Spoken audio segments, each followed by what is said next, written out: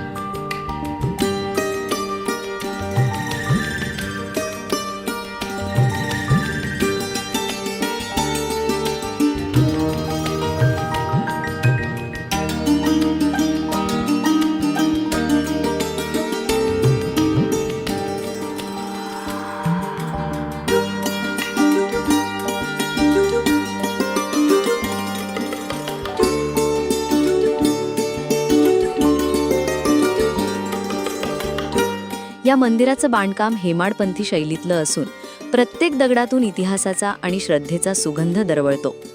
समोरच्या या भव्य दीपमाळा आईच्या अखंड तेजाची साक्ष देतात. गाभाऱ्यात प्रवेश करताच मन प्रसन्न होतं ते आई काळूबाईचं हे तेजस्वी रूप पाहून.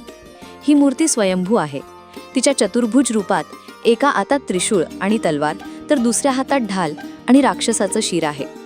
आईचं हे रूप दुष्टांचा संहार करणारं आणि भक्तांचं रक्षण करणारं आहे. देवीने लाख्यासूर नावाच्या दैत्याचा वध याच ठिकाणी केला अशी आख्यायिका सांगितली जाते.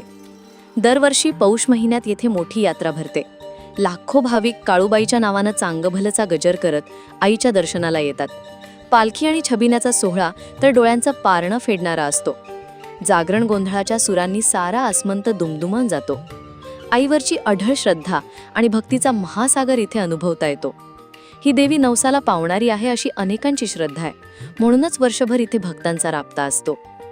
आईच्या दर्शनानंतर मंदिराच्या आवारात उभं राहिलं की मिळणारी शांतता अवर्णनीय आहे.